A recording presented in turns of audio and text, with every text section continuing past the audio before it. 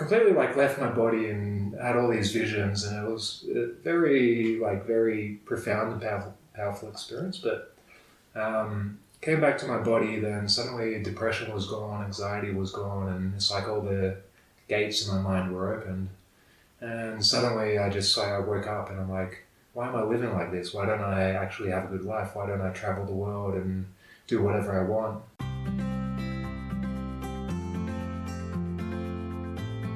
Welcome to El Cafecito Travel Talks with Tony Lloyd. Each episode, Tony sits down with travelers, expats, creatives, and community voices from across Latin America and beyond, sharing stories of travel, culture, connection, and the journeys that shape us. So grab a cafecito or a tea and enjoy the conversation. Daniel, nice to meet you, Tony. Nice to meet you. Nice seeing you again. Nice seeing you again. We've met once before. Okay, Daniel, tell me a little bit about how it all started, where you're coming from, Australia, right? Mm-hmm. Yeah.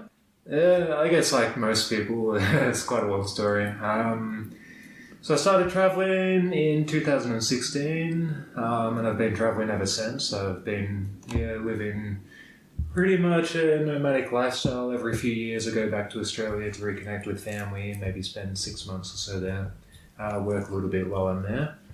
But what really kicked it off, and it sort of like feeds into my story nowadays and what I'm doing and where my life is going, is I used to be quite depressed when I was younger, when I was like in my teens, and had quite a lot of issues with just my self-worth and things like that.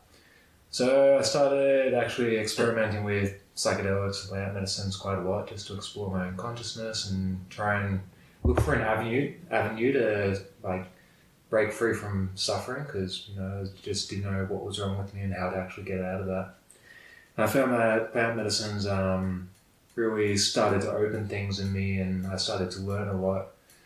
Until, like, in a nutshell, I won't go too much into depth right this moment, but I had this experience when I was, maybe like 21 years old, like this like Kundalini awakening sort of experience that triggered something. I had like this ego death and completely like left my body and had all these visions, and it was a very profound and powerful experience. But came back to my body, then suddenly depression was gone, anxiety was gone, and it's like all the gates in my mind were opened. And suddenly I woke up and I'm like, why am I living like this? Why don't I actually have a good life? Why don't I travel the world and do whatever I want? It's sort of like, before that experience, I lived my life in a cage. And through the use of using plant medicines as a self-therapy, that cage was gradually growing a bit. And I started to poke out of it and see different perspectives and mindsets and explore myself. But it's like this one experience completely shattered it, and that's the moment I woke up and it all made sense. And I'm like, I can travel, I can sort of make whatever life I want for myself. So I was at university during that time, and decided to start off with an exchange program. So I did that, and that just kicked it off, and I kept traveling afterwards. And 10 years later, How old would you say you were when you tried your first psychedelic? Probably like 18, I'd say. Like most people, started with marijuana, just smoking a bit, and that's the thing. It started off as just recreation again, like most people, just for fun. But then I realized that there's a lot more to it, and I was starting to introspect a lot and learn things about myself. Then I started, doing a lot more like psilocybin, so magic mushrooms and LSD, and starting to, delve into that world quite a bit when I was like 19, 20, 21. Okay. Definitely had a period where I was taking a lot of psychedelics, mostly like I wouldn't do it with friends really, I just do it by myself to go inwards and really like explore things. And it changed my relationship with it, and I started to see that these are sort of tools to explore consciousness rather than, they can be fun, you can have blissful experiences, you can, but I think a lot of people miss the point with them as well, is that they're actually they can do us a lot of good for transformation if we use them wisely and consciously. Okay, so in university, what were you studying in university? Was it something related? No, so studying landscape architecture, Okay. actually. So yeah, like that was the sort of path that I thought I would have gone down. I guess like most people in life, you know, you go to university, you're like, oh, I want a decent job in life. I want to make, you know, good money and have a house and eventually raise a family and get settled down. But yeah, like through that exploration and then some different opportunities showed up and I started traveling and, you know, that all went out the window and I'm like, I just want to keep traveling. Started going more into plant medicine traditions in South America.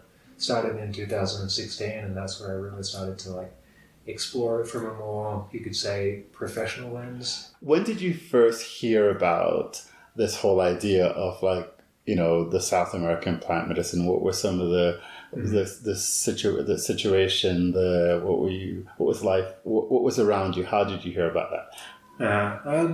So I guess just through sort of like the self-study of medicines, I researched things quite a bit. I wasn't doing things like naively necessarily. I was not always considered myself like, you know, relatively smart and wise with these things. Like if I wanted to go into a deep journey, I'd do a lot of research and make sure, like physically, am I healthy enough to do this? Is there any way it could permanently damage me or harm me? And I guess a lot through that just research and exploration, I started to hear about things like ayahuasca and more of these plant-based traditions and like the whole shamanic culture around these things, which I found really interesting, but never really had a desire to go to South America. It was when I was in university, so like after I had this like Kundalini awakening and it opened up all these things. Pretty much like I decided I wanted to just do an exchange somewhere. Got a call from like the coordinator. And they're like, oh, this new opportunity opened in Brazil. You'd be the first student from this university to go, but like they start in a month. So if you want to go to it, like you need to get onto it now. Get your documents and everything in order. Yeah, which was quite stressful because, you know, like I had to try and get everything expedited. But it's exciting as well because I never even thought about South America. I'm like, okay, this whole new world just opened up and sort of fell on my lap. Okay. So just before you go off to Brazil and family, what was your family saying about the psychedelics? Did they know? Were you doing it? Were you, you know, keeping it away from them? Did they know this is going on? About friends, you know, around you? Good question. So, like my friends, knew for the most part, like at least my close friends, because sometimes I do. With them? Yeah, do it with them, like a lot of the time by myself. Family, like my parents, they didn't. I think they had sort of an idea. I sort of kept it on the table, or I was quite discreet about it. But like when I did have this like very powerful experience, I told them that I had this experience, but through yoga, because I was like, it's really life-changing, and I had to sort of like express that, because they could see the changes in me as well. They were like, oh, you've completely like shifted your personality, and you used to be very like reserved and introverted and, you know, no zest for life, and suddenly like one day they just meet a new version of me and I'm happy and excited and like, what's going on? Hey, what's going on? Yeah, exactly. So like I had to sort of tell them like, I had this like crazy experience, but I told them I didn't want to say like, I just took a shit ton of LSD. So I'm like, like, because I was also studying yoga at the time, so I told them it was through yoga, and they're like, well, that's profound that you could have this like Kundalini experience through yoga, and like eventually like maybe a year or so later, like, you know, I came clean to them and like, you know, that it was through LSD, and I think they were a bit sort of like not angry or anything, maybe a bit concerned at first, but gradually they started to come around, especially as I expressed interest in ayahuasca, and later on down the path started to actually take ayahuasca and start working more with these traditions, and then, like eventually they started supporting it. Now they're 100% supportive of, you know, this journey, working with plant medicines. And okay, so let's go back to the university. The university says, okay, this opportunity is opening up in Brazil. Take us down that path. You head off to Brazil. what's the university program like? What city are you in? And then how do you then connect that with the other stuff that you experimented with in Brazil? So the opportunity was for a city called Curitiba. So pretty much I got everything sorted, and my documents came on just on time. I think I was a little bit late for the exchange program, but flew over. First time really ever traveling by myself, so I had no idea what I was doing. I was pretty nervous and making all the mistakes that you make when you I was 23 years old at the time and going to a different culture, no idea about the language, no idea what I'm doing or getting myself into. How long were you there on your exchange program? So for the exchange program in Brazil, it was about 5 months. Okay. So during that time, mostly it was partying, drinking. Typical university activities. Yeah, typical university activities, and going a little bit wild because being overseas and really the first time I could come out of my shell because again before. Most of my life before this, I was very introverted, so I wasn't living the sort of life I wanted. And this was the first time I actually felt like I was thriving in life. So definitely went a bit wild with everything, but had an amazing time. Definitely no regrets. Then had some savings behind me. That was the end of my degree as well. So I decided to travel South America for another 6 months afterwards. So I flew up to Colombia after Brazil, and gradually made my way down, just backpacking, catching buses to Argentina. And during that time, I did my first ayahuasca retreat here in Gaisbrada. Okay, here in Ecuador, just outside of Cuenca. Please. Tell us about the first time you decided to try something like ayahuasca. So it's having done plenty of psychedelics and plant medicines in the past. I've had my eye on ayahuasca for a while, and now being in South America, I'm okay, I want to do a retreat or I want to experience it. So pretty much just did some research, found this place outside of Cuenca, about half an hour drive from where we are right now. So did a retreat, and had some beautiful experiences and quite eye-opening, and just being involved in that space, being in that whole shamanic setting, really just put it into perspective a bit more, and that's where it sort of, I guess, activated something in me. I'm I really want to learn more about this and try and understand this from a deeper level, and how the shamans perceive it, not just how Westerners necessarily perceive it with our rational thinking minds. And it's this is a drug that influences your mind, and this is why it's changing this and this and this. But, I was starting to get more interested in spirituality and stuff at that time, and I wanted to see, maybe there's more to this than, what meets the eye. So I want to sort of create the scenario for people. You get to this retreat, and how many other people are with you? What was that first? Were you nervous? Or did you feel okay, I did enough research, so I've got this. Tell us a little bit about that, and if you can, a little bit about what was happening in your experience of your journey on ayahuasca. Yeah, sure.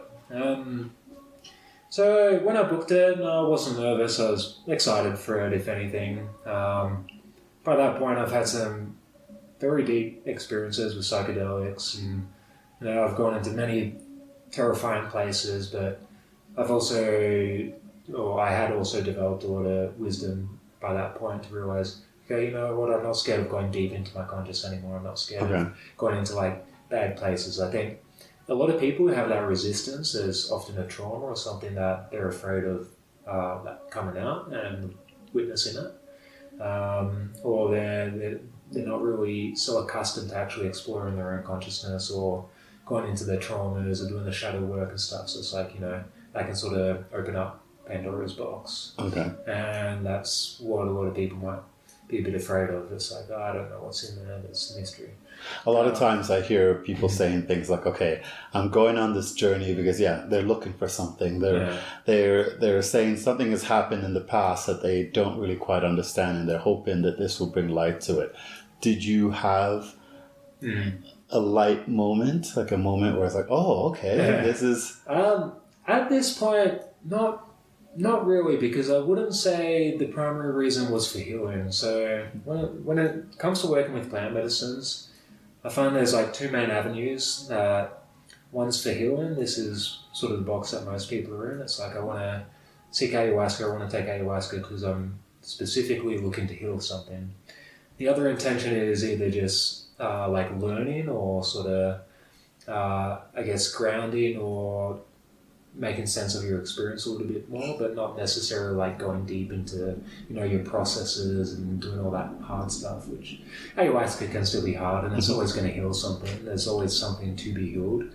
But during this time in my life, I was thriving. I was having the best time of my life. The quality of life skyrocketed since that Kundalini experience, like maybe a year and a half ago. Mm-hmm. So I was just feeling great about everything pretty much, and I just wanted to explore it and experience it and sort of just see what's happening there. Yeah. So when I went to the retreat, there's probably like 20 of us or so. Like, it's quite a decent sized retreat center, 55 acres of land. And the retreats are typically like, you do a couple ayahuasca ceremonies, a couple Wachuma ceremonies, and like a Temazcal, which, are you familiar with? Like a sweat hut. Yeah, pretty much, okay. yeah. Mm-hmm. In which you take ayahuasca and Wachuma and the Temazcal, which can be a pretty profound experience. But so with ayahuasca, it was reasonably visual. It wasn't like super deep or profound. I did see some interesting things, such as figures of angels and spirits and things that you're watching it and you're like, oh, this feels very real. Definitely just processing my life and where I was and feeling a lot of gratitude and connectedness. I wouldn't say it was a deep healing experience, because at that point I didn't feel I felt like I was relatively clean. I didn't need to do much healing right at that point. But yeah, more about sort of just sitting with the medicine a bit, feeling it, connecting, trying to understand it, growing through it as a person. And Wachuma is a bit more subtle than ayahuasca, so it's not that visual. Wachuma is more like it connects you with your heart, it makes you feel a bit more grounded. It's the masculine component, while ayahuasca is the feminine component. On average, how long is this experience, this journey, when you're taking the ayahuasca? For a ceremony, so usually every ceremony, you offered maybe 2 to 3 rounds. It depends on the format. Sometimes it's you just help yourself. You go up to the healer and whenever you want and just take more. But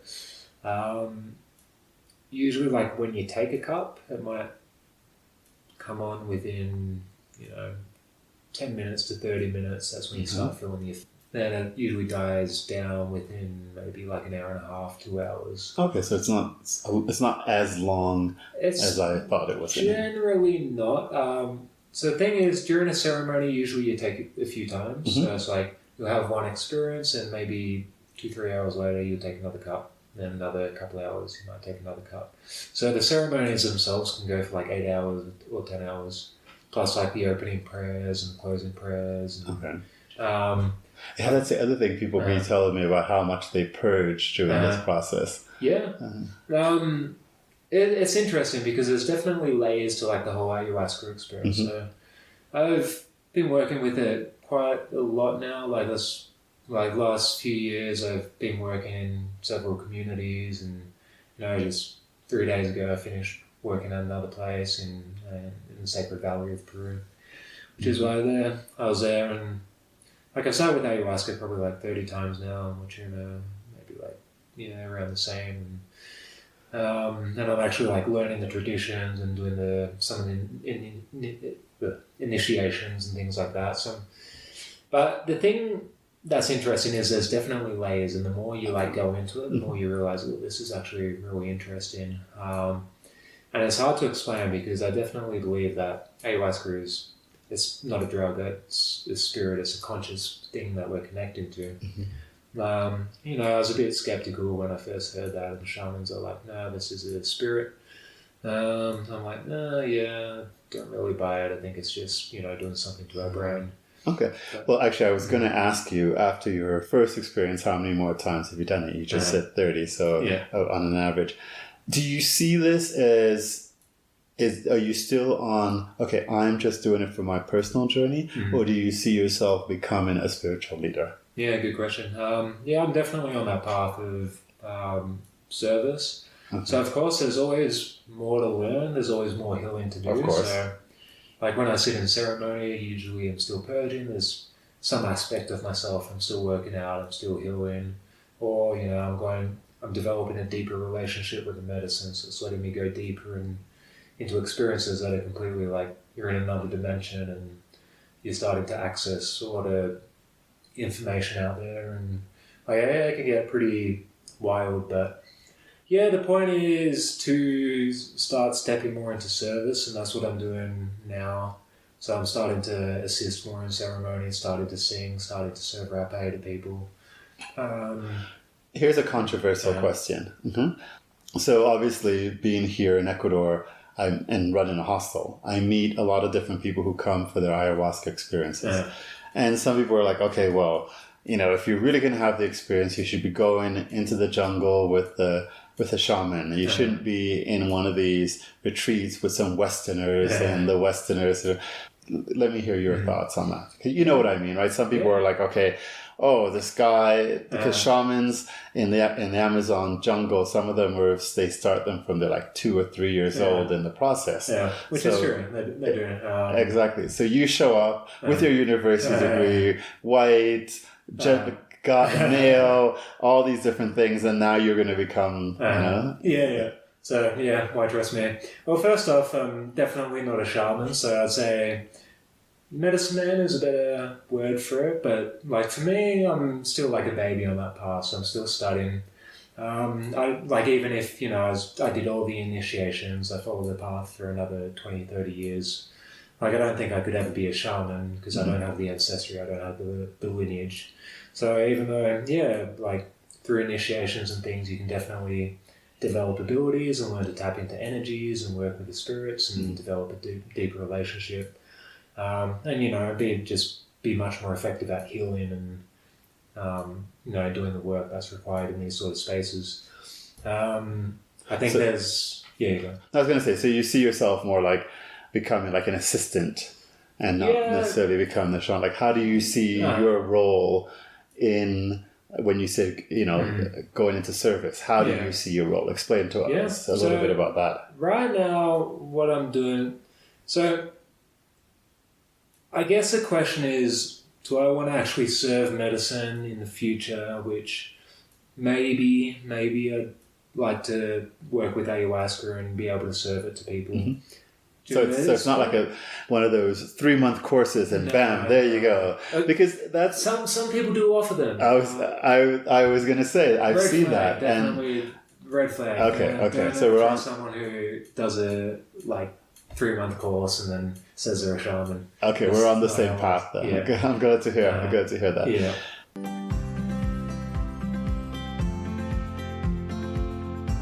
Thanks for joining us for this episode of El Cafecito Travel Talks with Tony Lloyd. If you'd like to learn more about today's guest, check the podcast notes for links and information related to this episode. And if you have questions, stories, or topics you'd love us to explore in future episodes, feel free to reach out. Tony also helps independent travelers plan meaningful journeys throughout Central and South America, including cultural and community-based experiences. And if you'd like to support the podcast and help keep these conversations going, you'll find a contribution link in the podcast notes. Until next time, thank you for sharing a cafecito or tea with us, and safe travels wherever your journey may take you.